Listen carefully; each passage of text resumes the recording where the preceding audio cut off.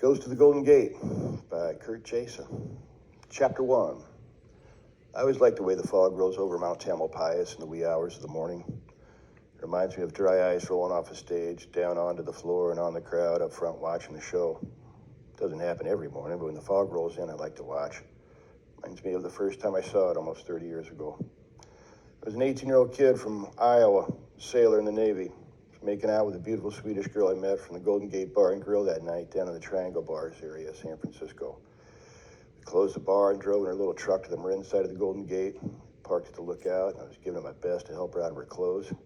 She'd have nothing to do with it, but I kept trying. Unfortunately, being a tall guy maneuvering around in the cab of a tiny Toyota truck was no easy task. We were both young, a long way from home and in love in San Francisco. We ended up getting married and then divorced a few years later. Still seems like it was just yesterday, but it's decades now. She married some Swedish guy and had kids and a wonderful life. I sighed, turned around, headed back towards the south end of the bridge. I could never leave San Francisco. I did physically, moving back to Iowa from Sweden to go to college after the split up in Stockholm. I went back to Iowa heartbroken. I moved on, finished college, met another woman, got a job, remarried, had kids, settled down for a bit. But I never really fit back in when I came back. Iowa's flat more than one way. You need a bigger fish tank. A little Swedish friend of mine said to me one time when he was visiting. He was right. Although I was happily married for about 10 years, the Iowa wife who bore me 2 children left me. I saw my kids every other weekend for years. There's an occasional woman in my life I would fall in love with for a few weeks or months at a time, but for a decade I remained a bachelor. Loved several women, my children even more, but I never felt more alive in my life than when I was in San Francisco as a young sailor. I never left that time in my life, and I knew I would eventually return to San Francisco somewhere down the road. The psychologists called it arrested development. Once the kids entered college, I returned to San Francisco. There was no future for me in Iowa. I was destined for mediocrity, and I desperately needed a change. I was convinced this change had to be the venue. I always felt I had a purpose in life, but never seemed to be able to figure out exactly what that was. I decided I'd make up my destiny in the town that I fell in love with years ago. I'd become a success, or I'd end up jumping off the Golden Gate Bridge anonymously, I thought to myself. I plowed all my time and money and heart into building an operation. I took what I had, started up a boiler room, hustling brokers and insurance agents out of my downtown apartment. I sold information you could find in a phone book and dressed it up as hot leads to brokers from big cities I would find on the internet. Most of the guys had more money than brains. When the market was up, the market went down, these guys evaporated. The worst part about living on 100% commission is when the bad times come. The market crashed, I was looking at bankruptcy, eviction, and I qualified for food stamps. No one was going to hire me with a terrible credit score and no references. And I want to go back to Iowa, and surely not as a failure. A couple of years, it turned everything upside down. It's hard to believe it was not repayment for many previous sins. I had nothing, and I was alone. And when it went from bad to worse, once the accounts were frozen and I was evicted, I had no choice but to live in my Volvo and shower at the gym. I became badly depressed. I had no one to share my grief with. Life had dealt me another cruel blow. Things had changed. It was not the same. Seeing couples walk around the wharf in love, the luxury cars, the beautiful boats in the marina, the homes in the hills gave me goosebumps. Not the same feeling one would describe as excitement. It was almost a magnetic pull towards the bridge. I had nothing to offer with much substance and would hardly be noticed when I was gone. I parked the car and walked for miles through the city, past the marina, through the Presidio, and onto the bridge. I walked past the halfway point and never looked over the edge. Seeing the tourists on the bridge and the parents pushing kids in strollers forced my eyes to look at my shoes as I walked. It hurt too much to look them in the face.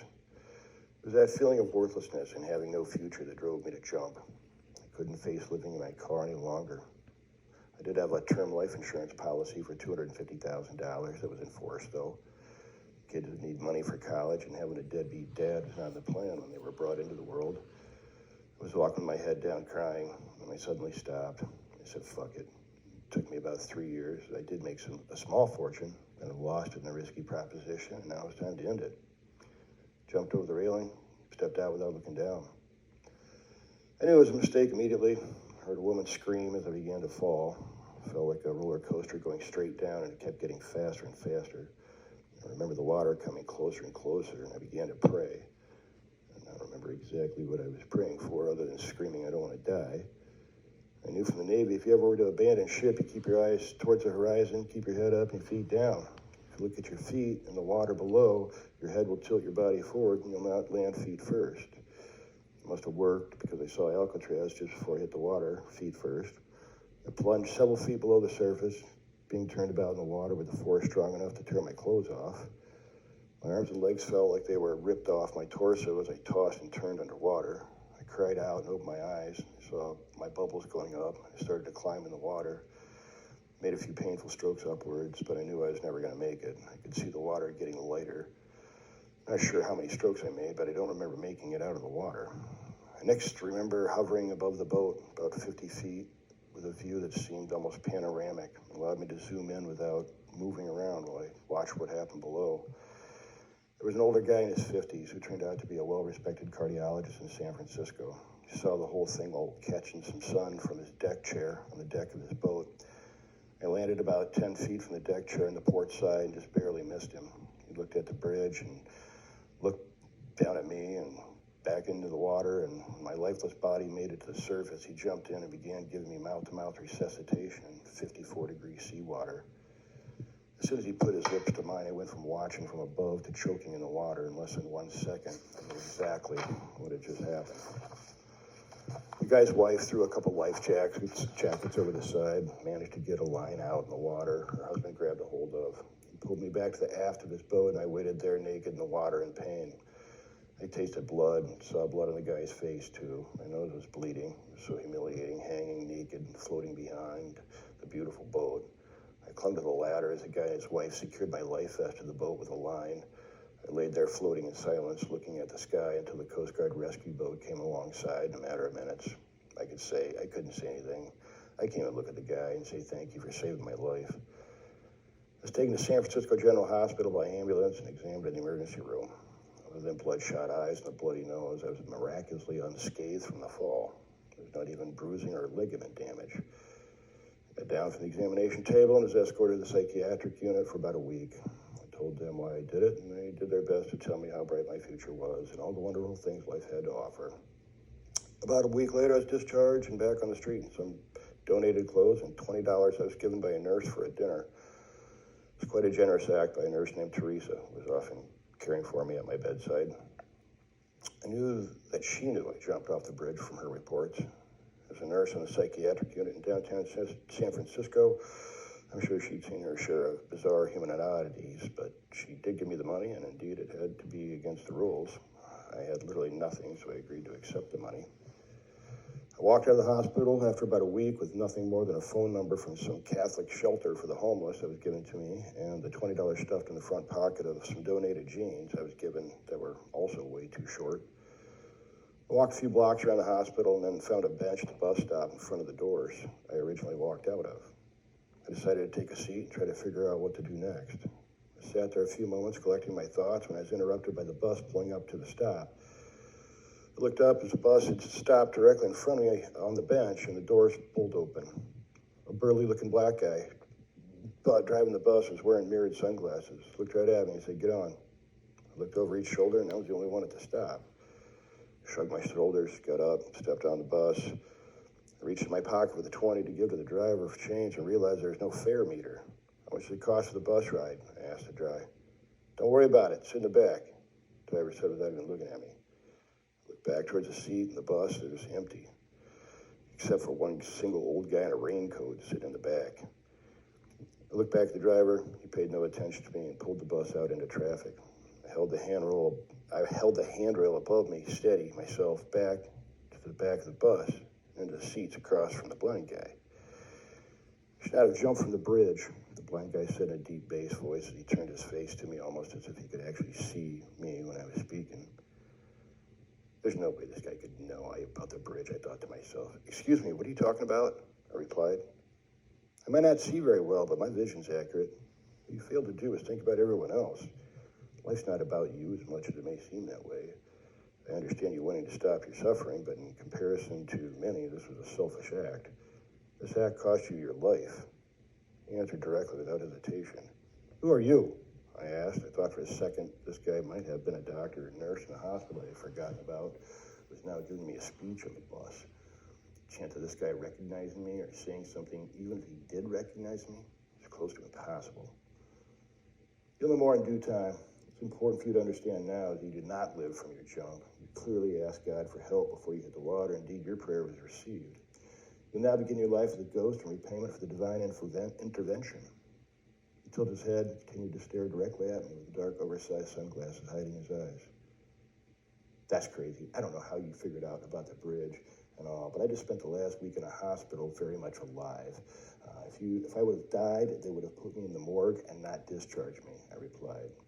I know my fair share of weirdos and lunatics in the world, and I now even jumped off the Golden Gate Bridge myself. But this guy was a lunatic, and was either telling me the truth that I was dead, or I was truly losing my mind. Are you saying you did not ask for God's help before you hit the water? He leaned in and asked, sternly eager for my reply. I'm not saying that. I'm saying I think I'm still alive, and this is one bizarre dream. I looked out the window of the bus, and it appeared to be normal city traffic in the street, shops, sidewalks. Didn't feel like I was dreaming either. You're not. It may seem that way, but you are indeed deceased. Your body's been eaten by a fish, surely by now.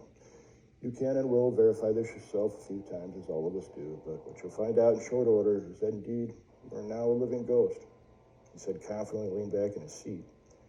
I'm supposed to believe you're a ghost too? I asked. You can believe what you want to believe. You have your choices as a ghost too. If you'd like to be a soldier in God's army, you'll have to earn that privilege, he replied. What is important for you now is that you return the favor of saving some souls as you were saved. Are you saying I'm an angel? I was confused. Far from it. You must become a soldier in God's army before you're even eligible to become an angel. You're merely a ghost, he said in a militaristic tone. This kind of sick and warped joke. I don't even know how you know all this stuff. There's no way. I talked to several doctors and nurses for almost a week. I watched the news from the bed in my room. There's no way I'm dead. I just walked down the damn street and got on this bus. I might have jumped off the bridge, but I lived. I refuse to believe it. This by far was the strangest conversation I ever had with another person in my life. It was the confidence he had in his tone of his deep voice was just the most frightening and compelling, though. What divine entity would choose this guy as a messenger? It appear that way right now that you'll discover indeed you're missing and will not be found. The official definition will potentially become missing and presumed dead. This will be important for you personally. You jumped because you felt the life insurance money meant more than your own ability to create positive outcomes. The motive was dubious to begin with. However, what you failed to take into consideration in your haste is that your body needed to be recovered to be identified. Yours was not. That was it. There's absolutely no way he could have known that. I'm at a loss for words. I don't even know what to say. How do we even know you're real? I asked. You will. It's your stop.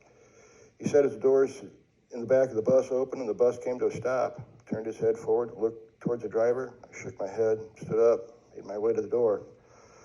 Stepped down off the bus onto the curb in front of a small crowd of homeless people in front of St. Anthony's Second Chance Mission. The bus signaled, moved into traffic, disappeared.